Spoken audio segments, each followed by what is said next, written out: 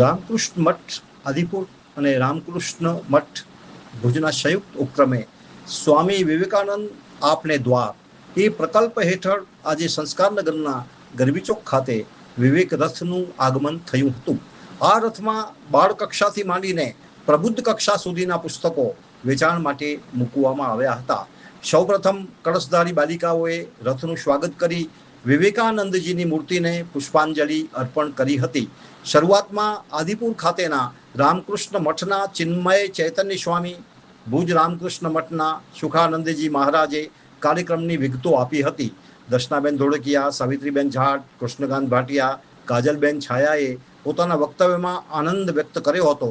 ચિન્મય ચૈતન્ય મહારાજ અને સુખાનંદજી મહારાજે મા ન્યૂઝ સાથે વાત કરી હતી. Story by Krishnakant Bhatia. આજે સંસ્કારનગરના ગરબી ચોકમાં આજે વિવેક રથ આવ્યો છે અને સાથે બુકોનો પણ બહુ મોટો વિવેકાનંદનો ખજાનો લઈ આવ્યો છે. તો આપ જણાવશો કે આજે આખો કાર્યક્રમ છે એ કાર્યક્રમનો મુખ્ય હેતુ શું છે? કાર્યક્રમનો મુખ્ય હેતુ એ પ્રમાણે છે કે વિવેકાનંદ આપના દ્વારે તો સ્વામીજીની જે પ્રતિમા છે તો એમને દરેક ગામડે ગામડે, સોસાયટીમાં, ફેક્ટરીમાં ને બધી જગ્યાએ સ્વામીજીને અમે લઈ જઈએ છીએ ને ત્યાં આગળ બધા સામયુ કાઢીને સ્વામીજીનું સ્વાગત કરીને, પૂજન કરીને સ્વામીજીનું સ્વાગત કરે છે. ને એની સાથે સાથે આ એક જ્ઞાન રથ છે. તો આ જ્ઞાન રથમાં સ્વામીજીના ઘણા બધા, અમારી પાસે 1500 ટાઇટલ છે, પણ અમે બધા તો અમારે ન લાવી શકીએ. તો 500 ટાઇટલ જે સ્વામીજીના પુસ્તકો જે છે કે જે આજના યુગમાં જરૂરી છે, કેવી રીતના 4 યુગનો સમન્વય કરીને જ્ઞાન, ભક્તિ, યોગ અને કર્મ, તેનાથી આપણે આપણું જે જીવનનું પરમ લક્ષ્ય છે તો ત્યાં પહોંચી શકીએ. તો એ માટેનો આ અમારો ભગીરથ પ્રયાસ છે. અને જે અમે કચ્છના બધા જે ગામડાઓમાં ગયા છે ત્યાં અમને એટલો સારો પ્રતિસાદ મળ્યો છે કે પહેલે દિવસ એક ગામમાં કોઈ વિચારી નથી કે કોઈ પુસ્તક વાંચે, ત્યાં એટલું બધું પુસ્તક વેચાણ થયું છે કે લોકો વધારે પૈસા આપીને સ્વામીજીનું પુસ્તકો લોકો લઈ જઈ રહ્યા છે. એમને એટલો ભાવ છે. અમે કહીએ ભાઈ તમે પુસ્તકો તો લઈ જાઓ, ના આ તો અમે પ્રસાદી રૂપે લઈ રહ્યા છે. તો જે ગામોમાં છે એ લોકો આ રીતના, જે બહેન લોકો જે કચ્છના આમ ટ્રેડિશનલ ડ્રેસમાં આવે છે પણ એ આટલા ઢગલો ને ઢગલો પુસ્તકો સ્વામીજીના લઈ જાય છે. એટલો ઉત્સાહ જે કચ્છના જે ગામડાઓ છે એમાં ખૂબ ઉત્સાહ જોવા મળ્યો છે. સ્વામીજી, આજના પરિપ્રેક્ષમાં જો હું પૂછું તો વિવેકાનંદજીના જે વિચારો છે એ વિચારો મને લાગે છે આજનો જે કાર્યક્રમ છે એના દ્વારા કેટલા મજબૂત થશે, તમે શું માનો છો? સ્વામી વિવેકાનંદના જે વિચારો છે એ સર્વકાળ માટે ઉપયોગી છે. આજ પણ ઉપયોગી છે, આજથી 200 વર્ષ પછી પણ ઉપયોગી રહેશે. એના વિચારો બધા સનાતન છે.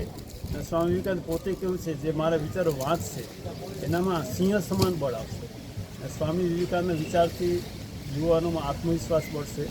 એક શિક્ષક છે સારો શિક્ષક થશે, એક ડૉક્ટર સારો ડૉક્ટર થશે. કોઈ પણ જે જ્યાં છે ત્યાંથી આગળ આવવાની પ્રેરણા સ્વામી વિવેકાનંદના પુસ્તકોમાંથી મળશે. આજનું જે યંગ જનરેશન છે, જેને આપણે યુવાન કહીએ છીએ, અને મને એમ લાગે છે કે ભારતનું ભવિષ્ય આ યુવાનો છે.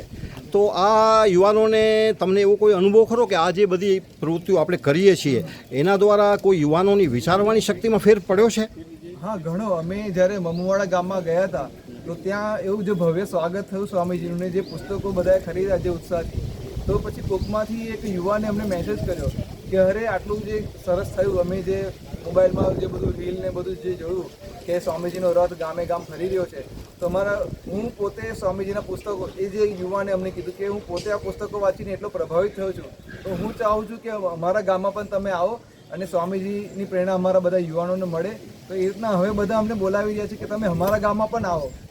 એ રીતના દરેક જગ્યાએ અમને ખૂબ આવકાર મળી રહ્યો છે. દરેક જગ્યાએથી અમને ખૂબ બધા બોલાય છે અમે અમારા ગામમાં પણ આવે. એ રીતના આ વિવેક રથ છે એ કચ્છના કેટલા ગામોની અંદર ફરશે? હજુ સુધી તો 7-8 ગામમાં ફર્યો છે. હજુ આગળ સુધી જેવું બધા રિસ્પોન્સ આપશે. હજુ અમારા આખા અઠવાડિયાનો પ્રોગ્રામ ફિક્સ છે. અમે કુકમામાં જવાના છે, માધાપરમાં જવાના છે, રત્નાલમાં જવાના છે, અને અમે મુખાણા ગામમાં જઈ આવ્યા, મમુવાડા ગામમાં જઈ આવ્યા, ડભાણામાં જઈ આવ્યા, ધાણીટીમાં 2 જગ્યાએ જઈ આવ્યા, ભુજમાં અત્યારે બધી જગ્યાએ ફરી રહ્યો છે. તો ઘણી જગ્યાએ છે અને ગુજરાતમાંથી પણ બીજી જગ્યાએ લોકો ઇન્વિટેશન આપી રહ્યા છે ત્યાંથી કે તમે અહીંયા પણ સ્વામીજીનો રથ લઈને આવો.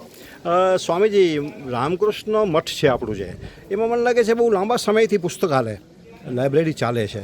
તો એ લાઇબ્રેરીનો કેટલા લોકો લાભ લે છે? ઘણા લોકો, લગભગ રોજ 40-50 લોકો તો આવે જ છે અને આપણે ઘણા બધા પુસ્તકો છે, પુસ્તક બધા લઈ જાય છે, પોતે વાંચે છે.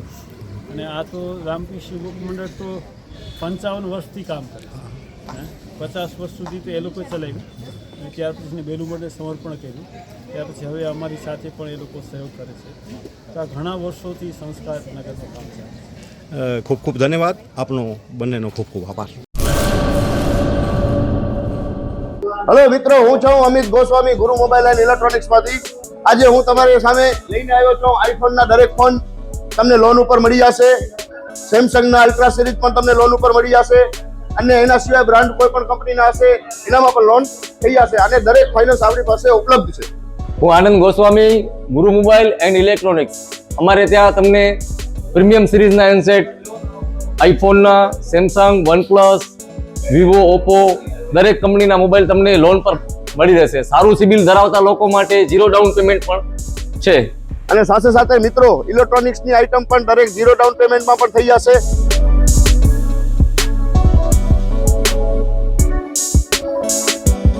હા મિત્રો, આપણો લોકેશન છે, અગર તમે ગામડેથી આવો છો તો જુબેલી ગ્રાઉન્ડથી આવશો તો સંતોષીમાના મંદિર પાસે આપણી દુકાન છે ગુરુ મોબાઈલ એન્ડ ઇલેક્ટ્રોનિક્સ. અને જો આપણા ભુજથી આવો છો આપણી દુકાને તો વીડી હાઈસ્કૂલથી લોહાણા ભવનની સામે ગુરુ મોબાઈલ એન્ડ ઇલેક્ટ્રોનિક્સ. અને અન્ય 2 બ્રાન્ચ છે આપણી, એક જનતાગર નીચે છે અને એક લાલ ટેકરી છે.